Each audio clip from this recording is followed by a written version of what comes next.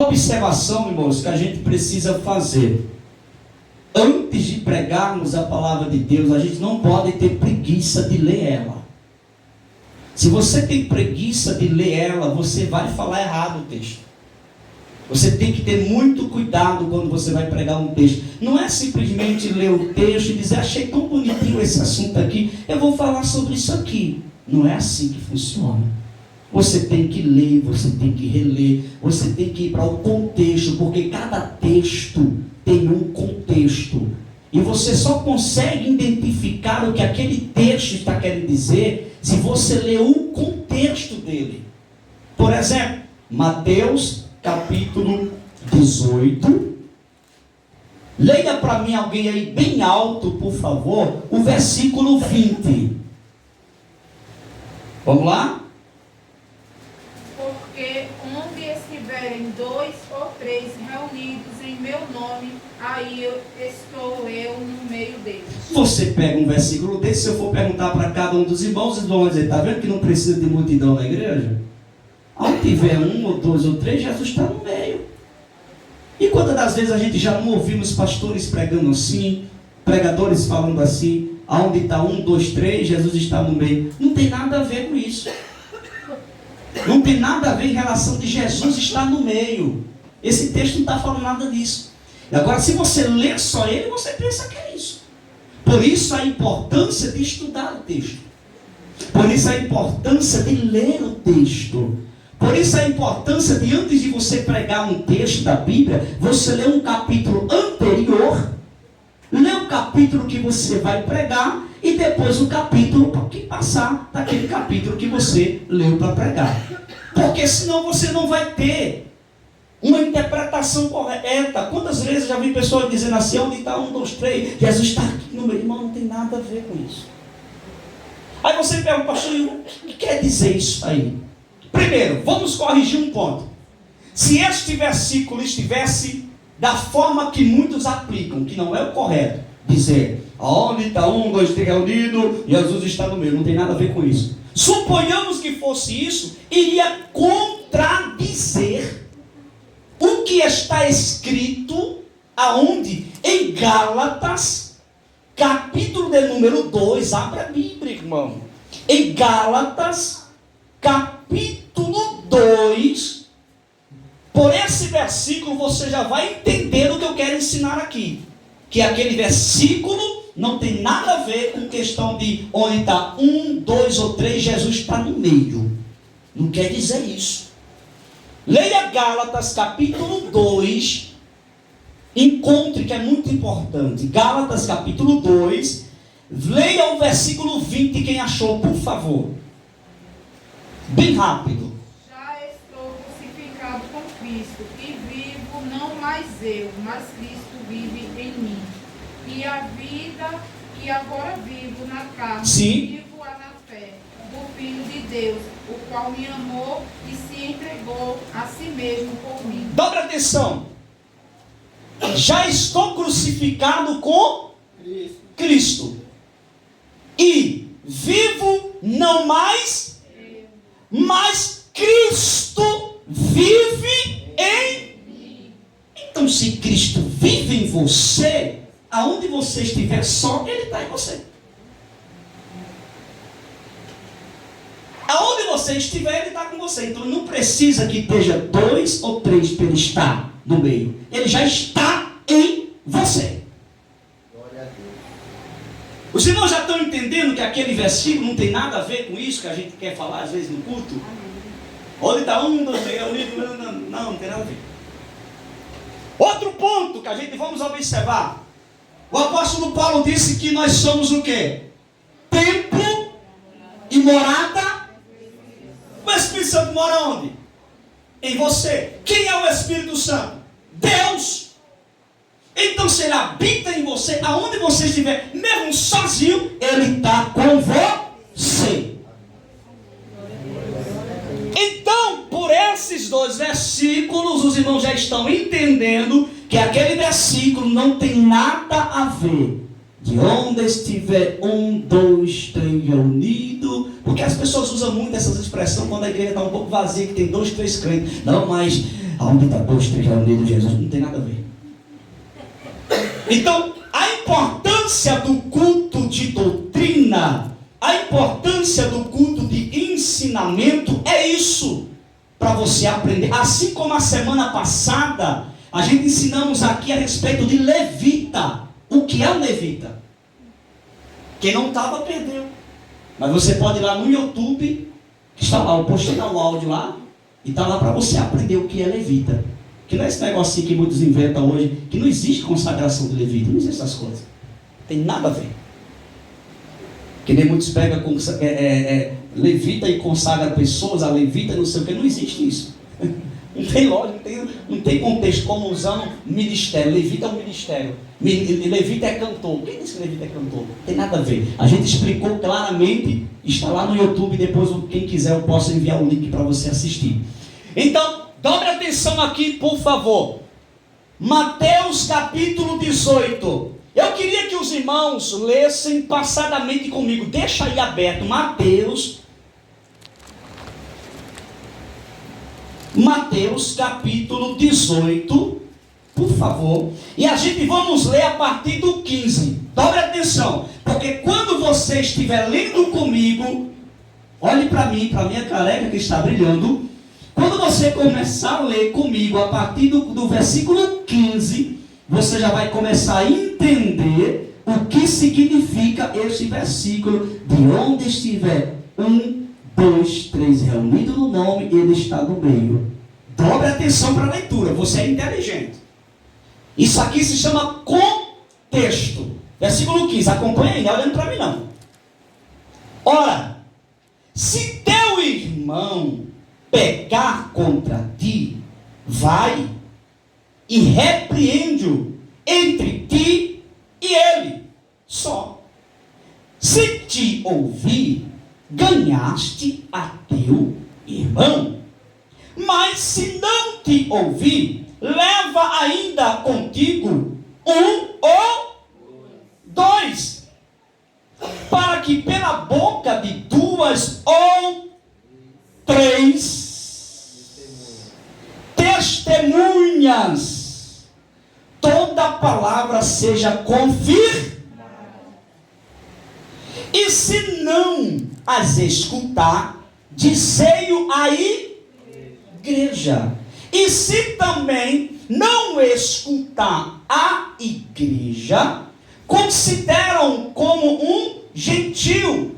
E em verdade vos digo que tudo que ligardes na terra será ligado no céu, e tudo que desligardes na terra será desligado no céu.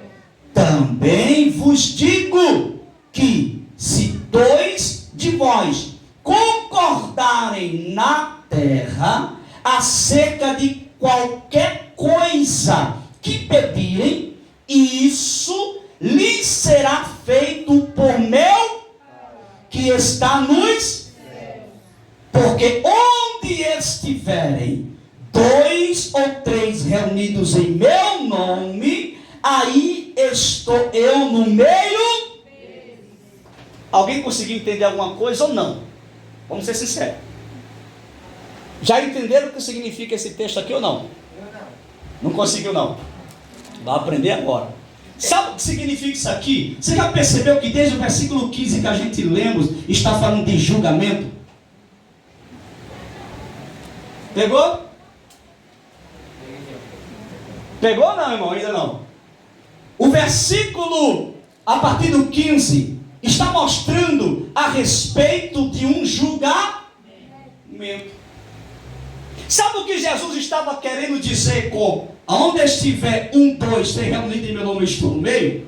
Ele está falando a respeito de julgamento. Aqui estava acontecendo um julgamento. Jesus estava dizendo, eu não confirmo julgamento que não esteja 1, 2 ou 3 como prova. Simples. Entendeu agora ou não, irmão? Deu para entender ou vou repetir de novo? Alguém entendeu? Testemunho. É isso, irmão. O que Jesus estava querendo dizer isso porque ele usou o que está escrito, como nós lemos, uma leitura oficial no capítulo 19, versículo 15 de Deuteronômio. Uma só testemunha contra ninguém se levantará. Jesus estava dizendo: eu não aceito causa nenhuma, eu não vou participar de causa nenhuma que tenha somente uma pessoa, duas pessoas. Olha que coisa interessante. Uma só testemunha contra ninguém se levantará. Ele orienta que isso não aconteça. Por qualquer iniquidade, que é pecado, ou por qualquer pecado, seja qual for o pecado, que pecasse pela boca de duas ou três testemunha, se estabelecerá o negócio, ou seja, será confirmado. Jesus, em outras palavras, estava dizendo: eu não estou no meio de julgamentos que não esteja, no mínimo, 3 testemunhas. Simples, varão. Porque uma pessoa traz uma questão, por exemplo, traz uma questão. Uma pessoa traz uma questão. Se essa pessoa não levasse mais 1 ou 2, não era válido. Na antiga aliança existia isso, não valia. Se você levasse uma acusação de alguém e não levasse pelo menos mais 2 pessoas com você, não valia. Ou seja, Deus não estava no meio, ele não aprovava a acusação. Porque tem que ter testemunho. Quem entendeu, diz amém, irmão? Amém. Então os irmãos percebem a importância. O que Jesus estava querendo dizer era simplesmente isso. Ele não estava querendo dizer de relação de culto, de eu ter que ter 3 pessoas no lugar ali para ele estar no meio. Não é isso. Está falando de julgamento. Ele não participa de julgamentos. Por isso que ele diz: o que ligares na terra, o que 2 ligares na terra, o que te ligarem no céu será. Ou seja, ele só confirma o julgamento, a pena, simplesmente a correção, o castigo, se tiver 2 ou 3 testemunhas. Ele não lança a penalidade sem que esteja 2 ou 3 testemunhas. Ele não participa. Será decisão humana, mas não de Deus. Por isso que na igreja, no meio do povo de Deus, por exemplo, quando acontece qualquer questão, não pode se trazer você só. Você tem que trazer com mais 1 ou 2, para que a gente possa ter prova, julgar a causa e tomar a providência certa que precisa ser tomada. Jesus estava ensinando isso, porque ele disse: não, eu não estarei no meio. Eu só estou no meio. A linguagem que ele quis falar simplesmente foi essa: eu só estou no meio se tiver 2 ou 3 testemunhas. Se não tiver, pode julgar o que for, eu não vou estar no meio. Mas se tiver 2 ou 3 testemunhas, eu estarei no meio. Irmão, a palavra de Deus, ela não deixa dúvida. Por isso a importância, meus queridos irmãos, da gente estudar. E para gente memorizar isso aqui, para a gente não cometer erros, a gente vamos ler novamente, porque é isso que nós temos que fazer.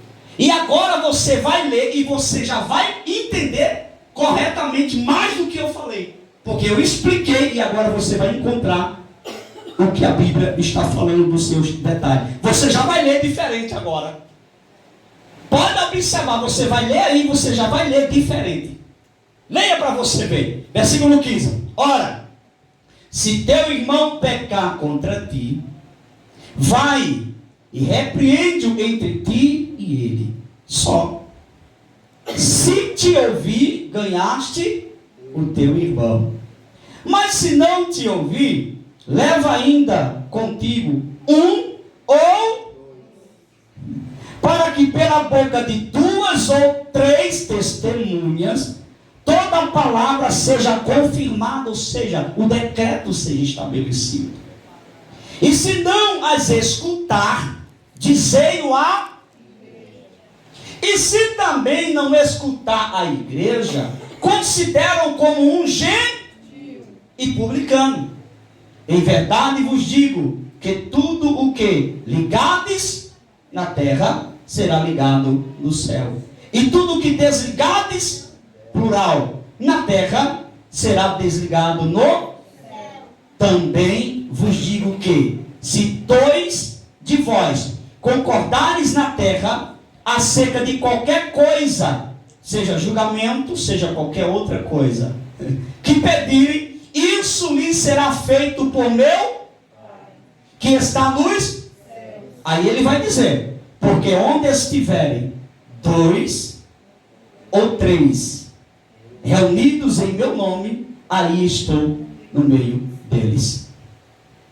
É simplesmente isso. Não é simplesmente reunião de um culto. Não é simplesmente reunião de um momento de adoração. Está falando de um julgamento, de uma causa que pode ocorrer na igreja, pode ocorrer entre o povo de Deus, e tem que ter duas ou três testemunhas para que Jesus possa estar no meio daquele negócio. Se tiver duas pessoas só, se tiver uma pessoa só falando, Jesus não está ali no meio aprovando o negócio. Tem que ter duas ou três pessoas na mesma finalidade, com as mesmas provas, com as mesmas convicções, para Jesus entrar no meio e julgar a causa. Aí sim ele está no meio. Caso contrário, ele não estará. Você percebe, irmão, o que é a importância do contexto? Os irmãos conseguiram entender? Diga aí, porque senão voltam a fita de novo. Conseguiram entender, varão? Conseguiram entender? Amém, meus irmãos? É exatamente isso, para que a gente não mais possa usar essa expressão. Tem duas pessoas aqui, mas a Bíblia diz que onde tiver um, dois, três reunidos, ele está no meio. Não. É julgamento, é sentença, é algo a ser julgado, que Jesus só está no meio, já se tiver dois ou três ali. Amém, meus irmãos? Os irmãos dizem amém por isso? Vamos continuar lendo aqui um versículo a seguir, versículo 21. Então Pedro, aproximando-se dele, disse: Senhor, até quantas vezes pecará meu irmão contra mim, e eu lhe perdoarei? Até 7? Percebe, irmão, está falando de julgar. É sobre algo que aconteceu entre os irmãos. Então se reúna 2, 3 ali, naquela causa ali, julgue aquela causa. Que eu vou estar no meio, eu estou no meio. Quando há 2 ou 3 ali, eu vou estar no meio. Aí Pedro vai dizer, então Pedro, aproximando-se dele, disse: Senhor, até quantas vezes pecará meu irmão? E parece que ele estava um pouco irado aqui, né? Dá uma impressão que ele estava irado, porque as pessoas estavam brincando com as coisas de Deus. Estavam brincando, o povo estava brincando. Então Pedro, aproximando-se dele, disse: Senhor, até quantas vezes pecará meu irmão contra mim, e eu lhe perdoarei? Até 7? Jesus lhe disse: não te digo que é até 7, mas até 70 vezes 7. Em outras palavras, Jesus estava dizendo: quantas vezes o teu irmão pecar contra ti, todas as vezes que o teu irmão pecar contra ti, perdoe. Se precisar de um julgamento, não é acusação, é julgamento. Para finalidade, na igreja, 2 ou 3, eu vou estar no meio. Os irmãos estão entendendo a importância, ou ninguém entendeu ainda, irmão? Então nós precisamos, irmãos, ter cuidado, quando a gente formos pregar a palavra de Deus, a gente ter a paciência de estudá-la. Porque, meus irmãos, eu disse ontem aqui, eu hoje não tenho mais paciência de ouvir qualquer coisa. Não tenho. E eu não me refiro a alguém que está iniciando a pregar. Eu não me refiro aos meus irmãos aqui que são iniciantes, que estão começando a desenvolver agora. Eu não me refiro aos meus irmãos. Eu me refiro a estar em ambiente de pessoas que têm títulos, de pessoas que têm posições, e fica falando que Paulo caiu do cavalo, e fica falando que Jesus mandou Marta tirar a pedra, E fica falando que aonde estiver dois reunidos, ele está no meio. Não tenho mais paciência para ouvir isso. Porque, meus irmãos, quando a gente se dedica para aprender, quando a gente se dedica para estudar, às vezes as pessoas não entendem. Fulano quer ser o sabidão. Fulano quer estar medindo a mensagem de fulano. Não é porque a gente se gasta para estudar. A gente passa a noite com os olhos ardendo. Tem folhas da minha Bíblia aqui que está melado de café. Eu tomando café para ficar acordado, esperto. Está aqui, não. Se você procurar, tem mancha de... Aqui, ó. Já está aqui, vou até mostrar. Aqui, ó. Isso aqui é mancha de café, ó. Café virou em cima da Bíblia. Para mim ficar esperto, irmão, para ler, para estudar. Para você estar num culto, para você estar num congresso, para você estar numa festividade, ouvindo um pregador falar que Paulo caiu do cavalo. Jaca no céu, jaca no... É, que lá no céu tem jaca azul de 3 metros. Que Elias subiu na carruagem de fogo. Irmão, eu não tenho mais paciência para isso. Me perdoe, mas eu não tenho. Eu prego desde os 17, irmão. Eu estudo desde os 17. Eu já investi dinheiro de onde não tinha para saber um pouquinho que eu sei hoje. Para pessoas que não sabem nem o que é, não sabem nem o significado de teologia. Não sabem o significado de nada. E quer esticar o titélio como fosse um sabidão, que sabe, que conhece, porque lê 2 versículos da Bíblia, ou porque costumadamente em casa lê a Bíblia, não só resolve. Porque eu leio a Bíblia desde os meus 17 anos, leio com frequência, desde os 17 anos, mas vim desenvolvendo o conhecimento da palavra mesmo nos estudos. Porque eu não sabia o que era contexto sem fazer um curso teológico. Eu não sabia o que era isso, irmão. Eu pensei que era somente abrir o texto, ler o texto e falar para o povo. Quando os pregadores, às vezes, conhecedor, começavam a falar segundo o contexto do contexto. O que é isso? Ou seja, é muito importante a gente se focar. Sabe o que aconteceu? Deixa eu abrir um parênteses aqui. Sabe o que aconteceu no nosso Brasil? A maioria, não vou dizer todas, mas a maioria das igrejas pentecostais, como nós somos, são repletas de analfabetos do púlpito. Pastores despreparados. Pastores que não conhecem nada. Sabem impor normas. Sabem impor obrigações para a igreja.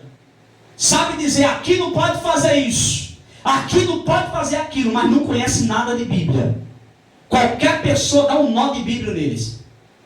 Se um camarada de uma seita chega para ele, ele se perde. Ele não sabe responder nada. E se for responder, responda a ignorância. Sabe por quê? Porque a mentalidade de muitos pastores antigamente era isso. Não faça teologia, porque teologia deixa o cara doido. Não faça teologia, porque teologia esfria o crente espiritualmente. Você fica geladão. Irmão, eu sou mais pentecostal quando eu tenho conhecimento, irmão. Você se torna uma pessoa mais pentecostal quando você mais conhece a Bíblia. Quando você tem mais conhecimento, mais estudo, mais pentecostal você se torna. Para você não estar dando amém quando o pastor estiver dizendo, fulano quase foi atropelado. Amém. Por quê? Mata aquela pessoa,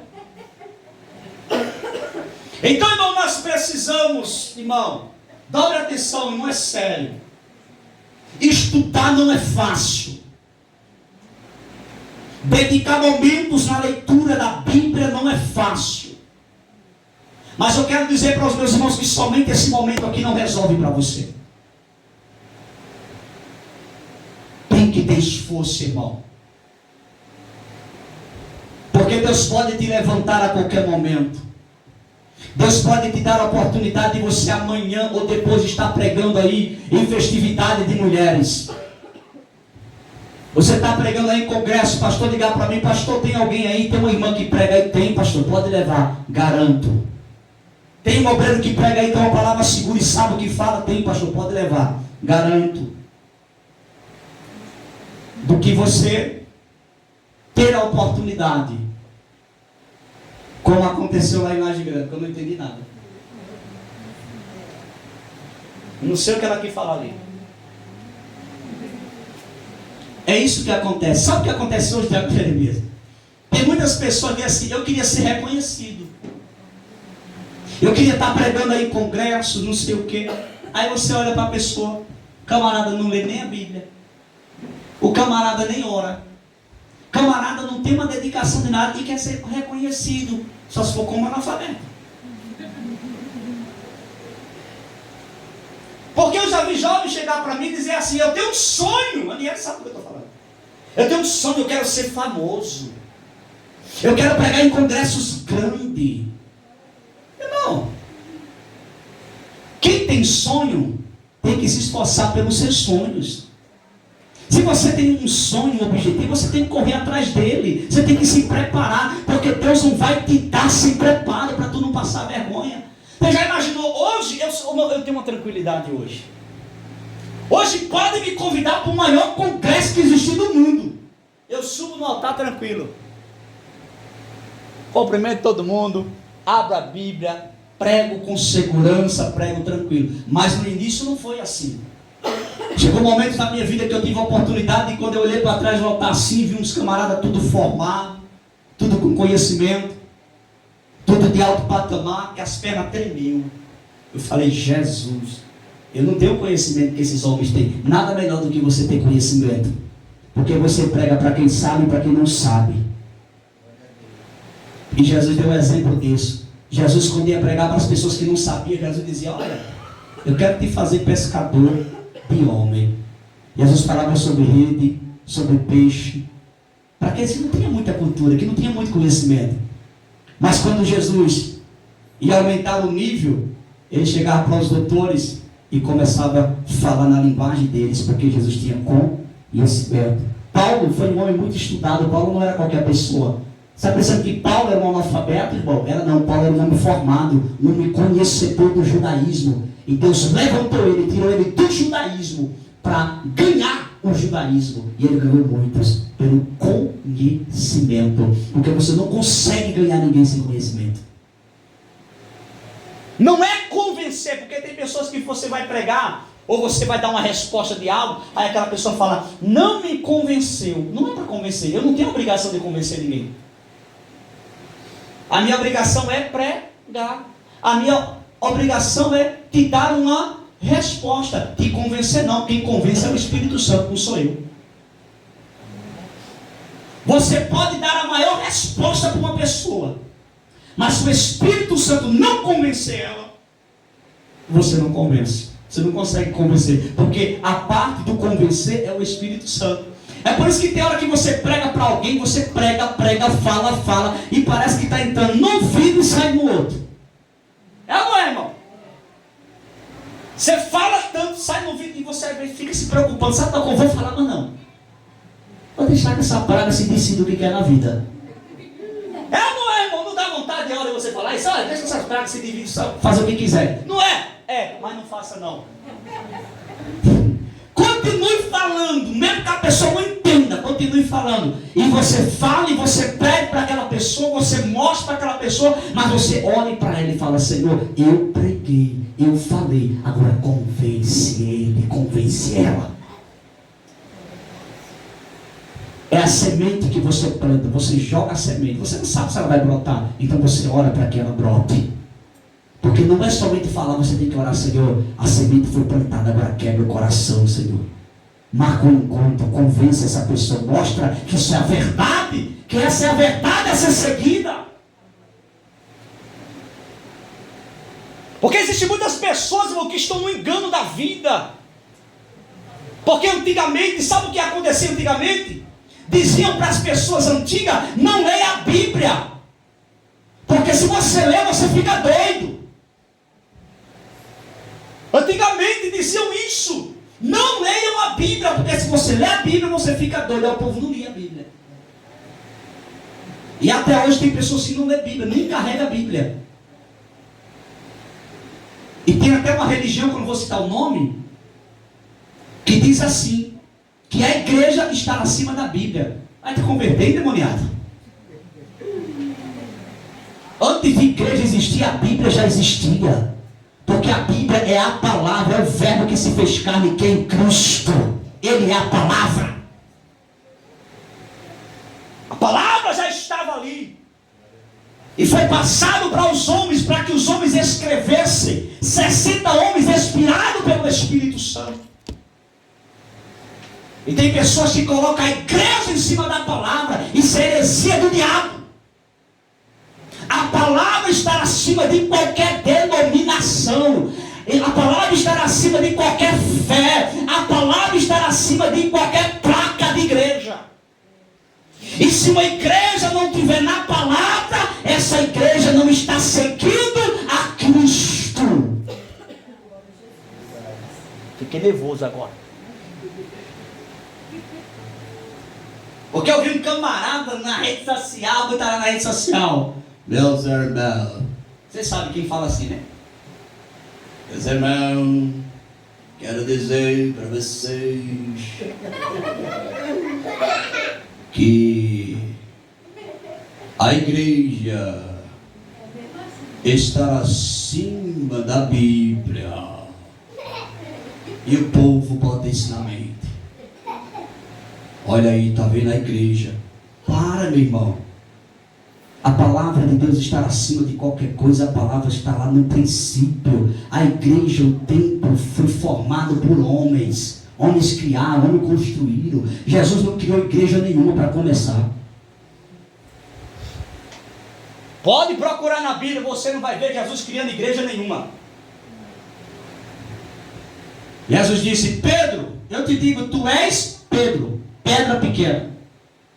Aí ele disse: sobre esta pedra, que era ele, não é Pedro. Porque tem gente que ensina que Pedro tem a chave do céu. Que Pedro tem chave do céu? Se ele não morresse certinho com Cristo, ele ia para o inferno. Quem Deus, Jesus vai dar a chave? Quando vai ler, eu não vou ler, porque o pessoal pensa que eu fico falando da cabeça. Não, eu vou ler, deixa eu ler. Deixa eu ler, que eu gosto de falar mesmo. Deixa eu ler. Pedro, Jesus deu a chave a Pedro. Pedro está com a chave. Ele que abre, ele que fecha. Para de graça. É o chaveiro do céu. É o chaveiro, que chaveiro, irmão? Eu estou pregando Bíblia, eu estou ensinando Bíblia. Porque Jesus disse para Pedro: tu és Pedro. Que significa pedra pequena, mas ele disse: sobre esta pedra, significando ele, Jesus, ele disse: sobre esta pedra, que sou eu edificarei a minha igreja. Não construo, não abro, não crio placa, eu edificarei a minha igreja. Olha, aí quando está chovendo, assim, foi Deus que chegou a chave para chover. Apocalipse, capítulo de número 1. Vamos ver se a chave está com Pedro? Não está não, viu? Para quem me ouve, ele não tem chave não, meu filho. Tem não. Apocalipse, capítulo 1. Leia a Bíblia. Abra a sua Bíblia, onde você me ouvir. Abra a sua Bíblia, eu estou falando da Bíblia. Qualquer Bíblia que você abrir, você vai encontrar. Apocalipse, capítulo 1, versículo de número 17 e 18. Apocalipse, capítulo 1, versículo 17 e 18. Vamos ver se Pedro tem chave. E eu, quando vi, isso é João falando, caí a seus pés como morto. E ele me pôs sobre mim a sua destra, dizendo-me: não temas, eu sou o primeiro e o último. E o que vive foi morto, mas eis aqui estou vivo para todo sempre. Amém. E tenho as chaves da morte e do inferno. As chaves, plural, está tudo na mão dele. Quem tem o domínio é Cristo. É Ele que abre, Ele que fecha. Quando Ele abre, ninguém fecha. Quando Ele fecha, ninguém abre. Tudo está no controle, no comando da mão dele. Glória a Deus. Glória a Deus. Agora vai pedir para Pedro abrir, não vai abrir nada, porque se Jesus não abrir, ninguém abre.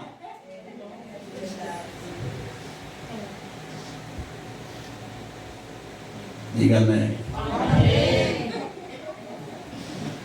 Então, meus irmãos, é muito importante nós termos conhecimento da Bíblia. É isso que eu estou falando para os meus irmãos. Se a gente lê, a gente aprende. E eu quero ensinar algo, estou terminando agora para os irmãos, muito importante. Queridos, nunca falem o que pregadores falam. Porque tem muitas pessoas que são preguiçosas para estudar, aí acha bonitinho aquela gíriazinha que os pregadores têm. Aí ouvi uma mensagenzinha lá no WhatsApp, um videozinho no YouTube, no Facebook, e viu, rapaz, que revelação tremenda com aquele. Vá ver se está na Bíblia aquela revelação. Vá lá para a Bíblia, porque a maioria dos pregadores hoje cometem erros gravíssimos. Isso em todas as igrejas, porque fala o que ouviu as pessoas falarem no púlpito, e não no que está na Bíblia. Quer um exemplo? Diga, quero. Quantas das vezes eu preguei que Elias subiu na carruagem?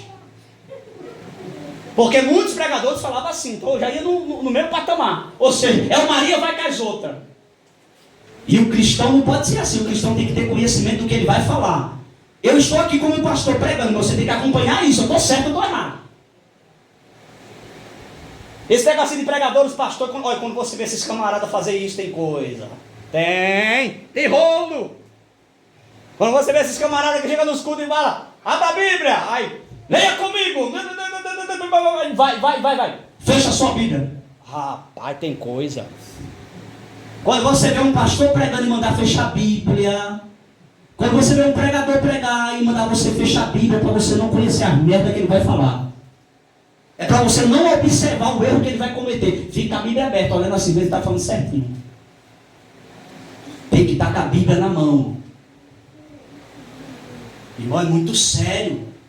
Aí fecha a Bíblia, aí você só fica ouvindo o pregador pregar. Entende, irmão? Você vai estar acompanhando, mas ao mesmo tempo você glorificando a Deus, recebendo a palavra. Mas acompanhando, se o cara está certo. Para amanhã você não está dizendo, eita, é mesmo, olha, lá no céu tem manga azul de 3 metros.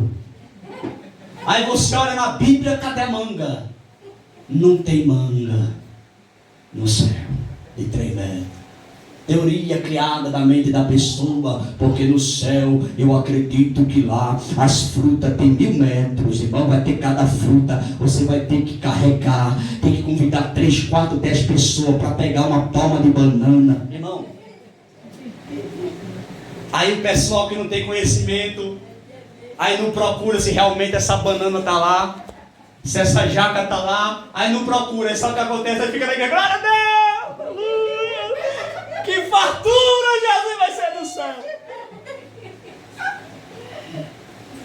Aí quem é agricultor já vai logo olhar, meu Deus, eu queria que a terra daqui fosse a de lá, porque sei lá, rapaz, tá uma fruta dessa aqui tá tão fraquinha, Jesus, manda um pouquinho da terra para cá. Irmãos, é muito sério, a gente temos que ouvir, temos que acompanhar na Bíblia. Quantas das vezes, auxiliar cego, eu já preguei disso assim. E Paulo caiu do cavalo, ele estava indo. E eu fazia até o gesto do cavalo. Ele estava indo. Eu pregando, irmão. Ia, e ele ia. Mas o mestre daquela voz pentecostal. E ele ia. E o resplendor de glória secou ele. E quando secou ele, ele caiu do cavalo com a cara no chão. Glória a Deus. É. Exatamente assim o povo glória. Um negócio tremendo. E o povo vai e levanta a mão e fala em mistério e punição. Aí depois eu fui procurar o cavalo. Até hoje eu não achei. É a mesma coisa, irmão, é sério. Outro ponto, ensinamento é isso. Outro ponto importante, irmão, pelo amor de Deus. Quando você for ler um versículo, quando você for ler um texto, não esqueça todas as vírgulas e dos pontos, não. Porque as vírgulas e os pontos, as interrogações, está ali a revelação da mensagem. Você vai rir agora que eu vou falar, mas é verdade. Abra sua Bíblia em Mateus 26. Para quem futuramente vai estar transmitindo Santa Ceia, já observe isso aqui para você não errar, tá? Mateus capítulo 26. Irmão, aí um pregador foi ministrar a ceia. O pastor disse: ministra a ceia. Ele foi ministrar a ceia. Sabe o que ele fez? Estou encerrando, irmão. Falta 4 minutos, mas dá tempo. Está tão bom. Mateus capítulo 26. Versículo de número 26. Vamos lá? Ó. Enquanto comiam, Jesus tomou o pão. Está correta a leitura, sim ou não? Sim. Porque tem uma vírgula. Aí o pregador, enquanto comiam Jesus, foi-se embora, irmão.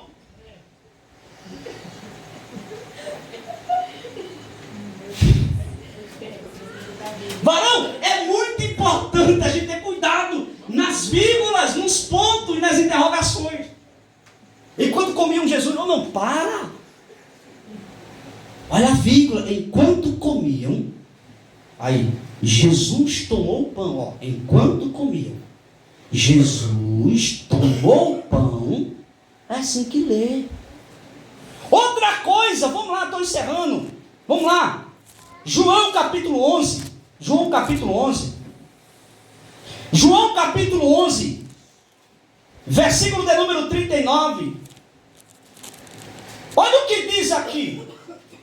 Porque a maioria do povo prega que Jesus disse: Marta, tira a pedra, Marta. E eu já vi pessoas pregando dizendo: oh, assim como Marta removeu a pedra, remova a sua pedra. Remove a pedra, varão, porque essa pedra está atrapalhando o milagre acontecer. Marta, assim como Marta removeu a pedra, remova a pedra. Jesus não mandou Marta remover a pedra.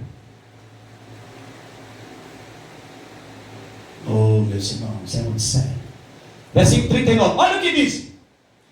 Disse, bora, Jesus, ó, tirai a pedra. Tem o que aí? Oi? Ponto. Tirai a pedra. Mas tem gente que diz, lê assim, disse Jesus, tirai a pedra, Marta. Esquece do ponto. Jesus não mandou Marta tirar a pedra. Olha aqui, irmão, está no texto. Disse Jesus, tirai a pedra. Tem um ponto. Se fosse para Marta, não tinha um ponto. Teria a continuidade. Tirai a pedra, Marta. Mas tem um ponto.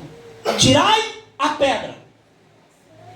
Percebe a importância de observar os pontos, as interrogações, as vírgulas? Aí, ó. Tirai, e disse Jesus, tirai a pedra. Dobra atenção. Aí, ó. Marta, entre ação. Irmã do defunto disse-lhe: Senhor, já cheira mal, porque é de 4 dias.